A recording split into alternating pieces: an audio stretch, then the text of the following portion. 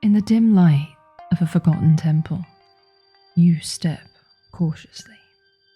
Dust dances in the thin beams of moonlight that filter in through cracks in the ceiling.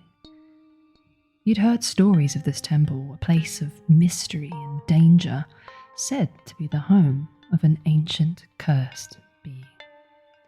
And you couldn't resist the chance to uncover the truth. Ahead, a faint hissing sound slithers through the air, sending shivers down your spine. You grip your torch tighter, the light creating dancing shadows on the walls. The hissing grows louder as you venture further, but your curiosity outweighs your fear as you reach the inner chamber of the temple. And you see her. In the center of the room stands a figure cloaked in shadow. Her once beautiful face now framed with writhing serpents, each one hissing and snapping at the air. Her eyes, hidden behind the veil of darkness, glow faintly with an eerie light. You can feel their power even without meeting her gaze directly. You step back, eyes drawn to the serpents despite your fear. You can't look away, but she moves so quickly you don't even stand a chance as her eyes lock onto yours. In that moment of stillness, you see not a monster, but a being trapped by her own curse, a victim of divine cruelty. Cold spreads through your limbs as your body stiffens, muscles turning to stone. Panic surges through you, but you can't move, can't even cry out. She watches, her gaze softening as the last vestiges of warmth leave your body. Your thoughts slow, crystallizing into a final, silent plea. As you become a statue, your face forever etched in a mixture of curiosity and fear. Medusa turns away, her serpents calming.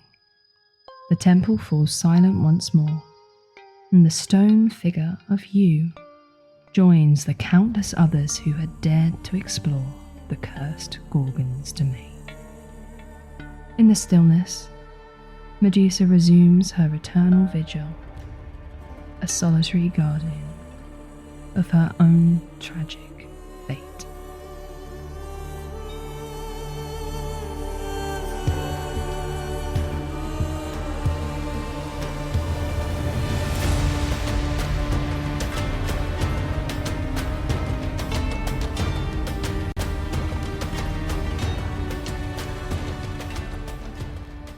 Welcome to Ladies of Lore, the podcast where we unravel stories of mythological women from all over the world and take a look at the many ways they are woven into the very fabric of our culture.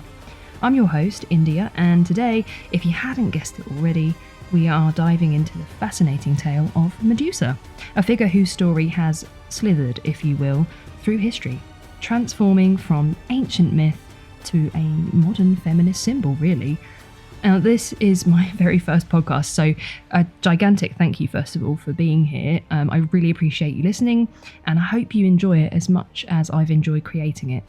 Go gentle on me, though, because this is my first time. I really do promise you things will only get better over time as I make more of these for you, and just sort of figure out my rhythm, really. The subject of today's episode was suggested by my lovely friend Katie, so thank you so much, Katie, and thank you for the list that you sent me of the most wonderful mythological women. I will cover them all, I promise.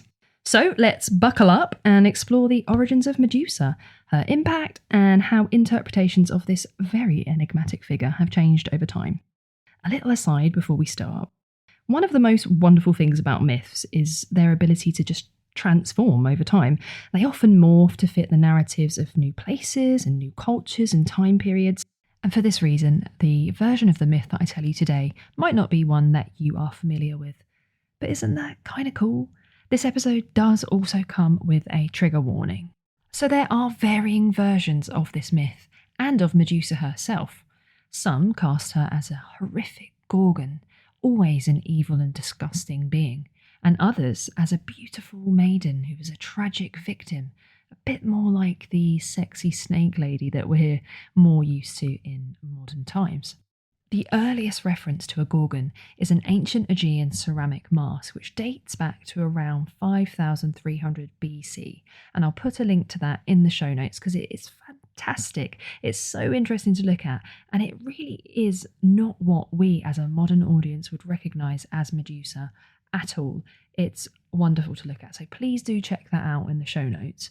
The face of the Gorgon is so striking. It has these bulging eyes and fangs and tusks and tongue sticking out menacingly. And one of the most interesting things to note is that while many other figures are depicted facing sideways, Gorgons are almost always depicted facing forwards. And that was largely due to the belief that Gorgons could ward off evil with their sort of intense, fourth wall breaking stare. And if I'm honest, I can see why, because they really aren't very good to look at. For any version of Medusa's story, we first journey back to ancient Greece, where Hesiod, who was a poet believed to have lived around the same time as Homer, so 8th century BC, was renowned for his works Theogony and Work and Days. Theogony offers a genealogical account of all of the Greek gods, and it details their origins and their relationships. It's kind of like an ancient Greek Wikipedia for all of the Greek gods. And it's here where we find the original myth of Medusa. Hesiod emphasises Medusa's deadly appearance, so kind of like that Gorgon mask that we talked about earlier, particularly her hair of living snakes and her ability to turn anyone who gazes directly at her into stone, and that is something as a modern audience we definitely recognise. In his version, Medusa was always a monstrous Gorgon.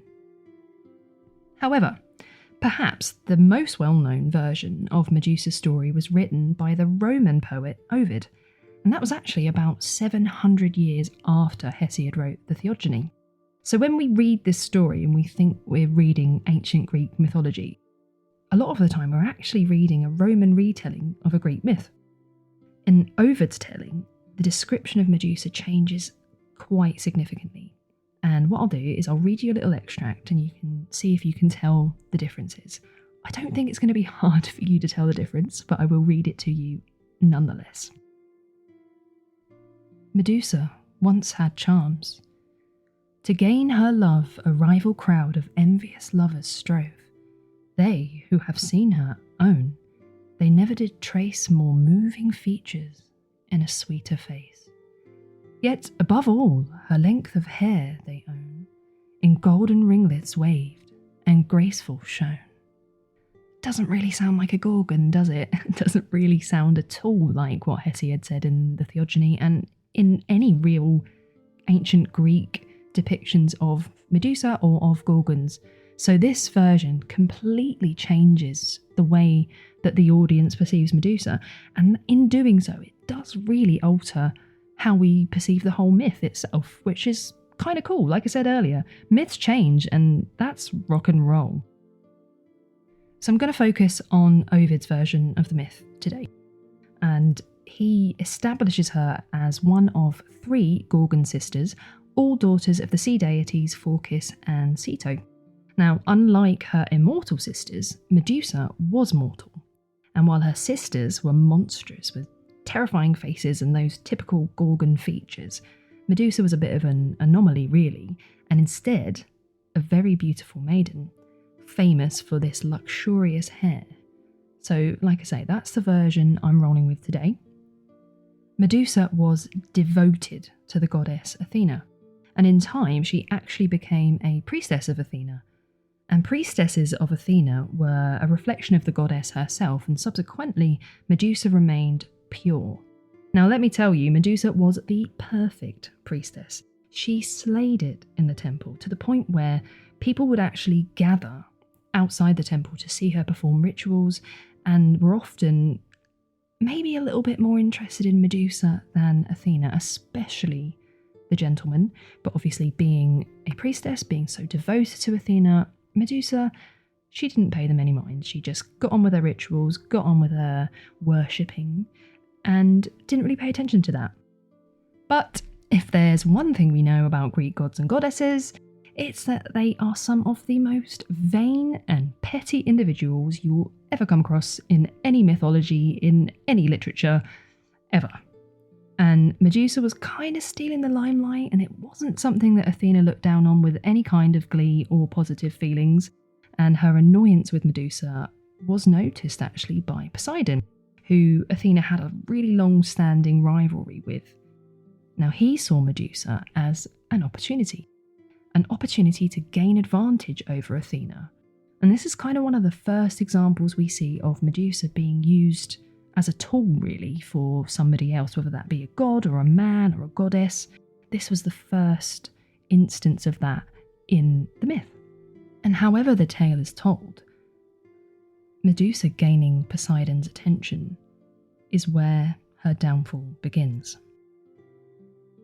Poseidon saw Medusa as the perfect opportunity to serve up the coldest revenge he possibly could on Athena.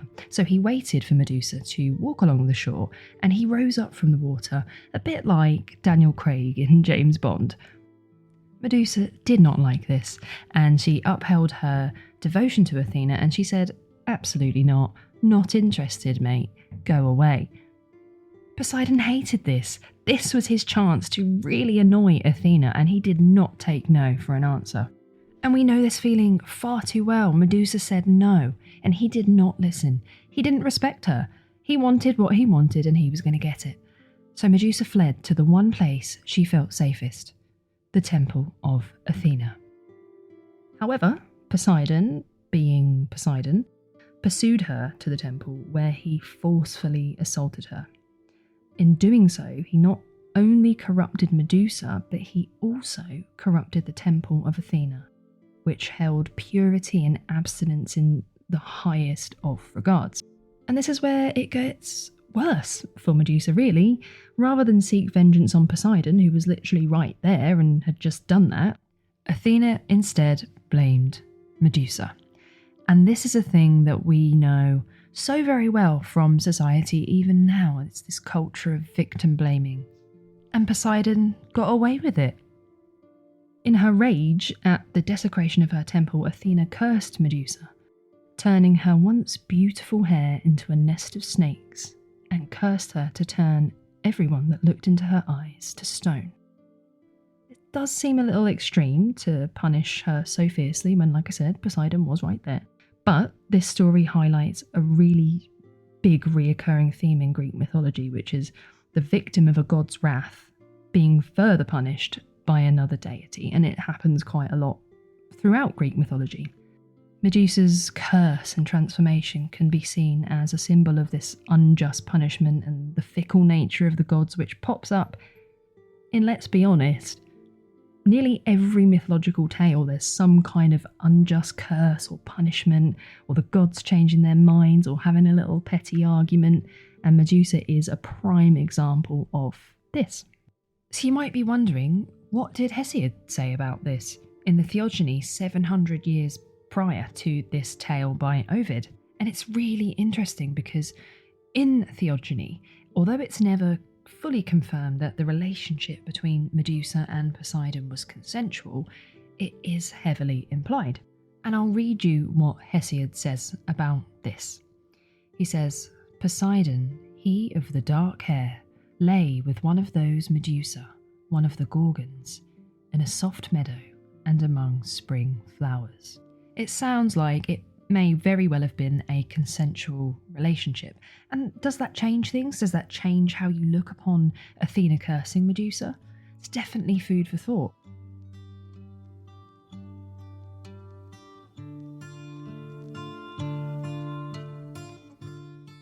So what happened next? What did Medusa do next? If you thought the curse alone was enough and she lived out the rest of her days without any further drama, you would be absolutely wrong. In some versions of the myth, Medusa lived a very solitary life. She was banished to an island where she stayed, vengeful, evil, turning anybody that dare venture to her domain to stone, which is kind of understandable, really. In other versions, her isolation was actually her own choice, and this is a really interesting way to look at it. She was scared. She was fearful of these powers that she'd been given against her will, and she was so angry at the gods that she just opted out. She opted for the isolation so she couldn't hurt anybody else. And I think that adds an extra layer of tragedy to this tale, because Medusa gave Athena everything. She gave her whole life to Athena, and she lived by Athena's values. Not gonna lie, Athena does not come across as much of a girl's girl in this tale, and who knows, perhaps we'll cover her in a bit more detail in a further episode, because let me tell you, there's a lot to unpack there. However she got there, Medusa stayed isolated until her death at the hands of Perseus. Perseus was tricked by King Polydectes to obtain the head of the Gorgon Medusa, and King Polydectes really just wanted to marry Perseus's mother, and he thought this was a really clever way of making that happen. I won't go into too much detail about that because we're focusing on the ladies here, but Perseus beheaded Medusa. This set Perseus up to actually become one of the greatest heroes in Greek mythology, but I feel kind of funny about that, knowing what we know now about the tragic life of Medusa. Now here's something you might not have known about the story of Medusa. When Perseus cut her head off, blood sprayed from her neck, as it does when one is beheaded. And from the drops of the blood that came from her neck appeared 2 offspring, one of which was the giant winged boar Chrysaor, and the other was the winged horse Pegasus. Yep, I said Pegasus. And you might recognise him from hit movies such as Hercules and other various retellings of mythological tales. Just when you think mythology can't get any weirder, it gives you a winged horse from someone's beheaded neck stump. It's wild. This is a wild ride. You would think this would finally be the end for Medusa, but the curse afflicted upon her remained, even after death, and Medusa's head became somewhat of a weapon, really, most ironically ending up mounted to the shield of Athena. Medusa is actually present in quite a few other myths, her head used as nothing more than a weapon, mostly by men. Again, Medusa is being used. She is being used as a weapon, she's being used as a tool for payback. She's just being used. She's not got any voice of her own. She's got nothing except this curse, and the curse is the only thing that gives her any kind of value to anyone else. And I think this really does add to the tragedy of Medusa's story. She devoted her whole life to Athena, and she was assaulted in the place where she thought she was safest, and ultimately it was her that was punished for it. This is a tale that modern day audiences know only all too well.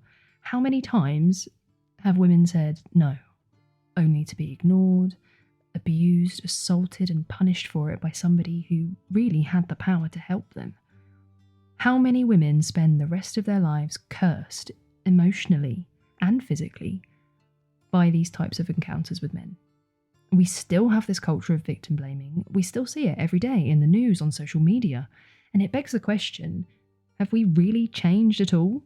Are we more moral now than we were in ancient times? Are we any better than that?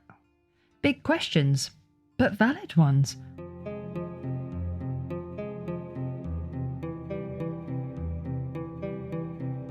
Now, this brings me to the final segment of today's episode, which is Medusa in modern culture. As I said earlier, the myth of Medusa has been told and retold for centuries. While Ovid's tale of Medusa wasn't really inspired by his views on feminism, but actually by his own disdain for authority, which he equated with Olympian gods. In more recent reworks, feminist visions recast Medusa as a victim of the patriarchy and of rape culture. In a way, her agency has actually been restored to her by doing this. I didn't mention it earlier, but Medusa actually slept through her own death. She literally never had a voice. She said no, she wasn't listened to. She was punished for what happened to her and forced to live such an isolated life where she couldn't forge any relationships with anyone or anything. But modern ways of thinking have allowed women to reclaim the narrative and use Medusa as a symbol of strength and survival, which I think is fantastic. Medusa has literally impacted every area of modern culture, and references to her can be found pretty much anywhere. She's influenced psychoanalysis, and although I won't go into huge detail about it, Freud theorised some very wacky things about Medusa, so it's another one of those things where I'm going to tell you to Google it to have a little read about that. But most notably, Medusa is now a sign and a symbol of female rage and empowerment, which is awesome. One of the first publications to actually express this idea was a feminist journal called Women, a Journal of Liberation, in their issue Volume 6 for 1978. And the cover featured an image of the Gorgon Medusa by Froggy Lupton, which the editors on the inside cover gave a little quote about, and they said that Medusa can be a map to guide us through our terrors, through the depths of our anger, and into the sources of our power as women. And let me tell you, I love this quote. I think it is absolutely brilliant. And as we all know, there is nothing scarier than a powerful woman. And on the one hand, you have Medusa being used as a symbol of feminist rage and power. But on the other side, the symbol of Medusa is used as a way to vilify women in power and to make them these scary, disgusting individuals, much like the Gorgon in Hesiod's tale. And this has happened to so many women in power, in arts, in politics, all over. It doesn't take long to find on the internet so many images of so many different famous women who have been photoshopped to look like Medusa. And I'll include some links to some images in the show notes so you can have a little look at those at the end of the podcast. But maybe the wildest example of this that I found actually comes from the 2016 presidential election in the United States, and that's where Hillary Clinton's face was photoshopped onto Cellini's sculpture of Perseus and Medusa, which shows Perseus trampling on her body as he presents her severed head. Perseus, of course, was replaced by Donald Trump. And that is bad enough, but that image was actually then made into merch, printed on t-shirts and coffee mugs and tote bags. Now, I've seen this image, and let me tell you, I don't want it on a tote bag, and I don't want it on a mug, and I don't want it on a coaster. Not great, really not great, but it does serve as an example of how society still to this day, even though females have reclaimed the narrative of Medusa, we are still seen as such a threat if we have any modicum of power, and there is still that fear of women. In visual arts and fashion, Medusa's image remains iconic, and we see images of her pretty much everywhere. Probably you don't even realise that you're seeing it a lot. Quite famously, Versace actually adopted Medusa's head as its logo, and Versace himself explained that the reason that he chose Medusa is because she made people fall in love with her, and they had no way back. The perfect mix of seduction and danger. Like I said, absolutely iconic. I love it. In literature, there have been many retellings of Medusa's story to fit different audiences, and it's a little bit like Ovid taking the original theogony and putting his own spin on it and looking at it through a Roman lens. I've actually just finished reading Stone Blind by Natalie Haynes, which, I'm going to be honest, I don't want to make this a book review podcast, but I'll just say it wasn't really for me. But it might be for you if you're into mythological retellings. It's worth checking out. However, I will say it's not overly focused on Medusa. You would believe that it was from the cover and the description, but it focuses more on other characters. So bear that in mind if you do pick it up. Even today, Medusa's story continues to captivate and inspire. She's everywhere. And I think my own personal most recent encounter with Medusa was actually fighting her in Assassin's Creed, which is such a good game. I really would totally recommend that. But she's one of the most iconic mythological characters, and isn't it just fascinating to think about how many different facets of society she's actually touched. You can look this up. There are quite literally thousands of references to Medusa all throughout history, and these references and the way that she's viewed change so much, so dramatically depending on the time period. There's some great things about Medusa in the Enlightenment period and in the Renaissance period as different philosophies came in and how we viewed society and how we felt sympathy for people evolved and changed. And you see that in the way Medusa is portrayed even back then, which is just so fascinating. Medusa is fascinating. I could talk about her all day, but you don't have all day, so I will bring it to a close here.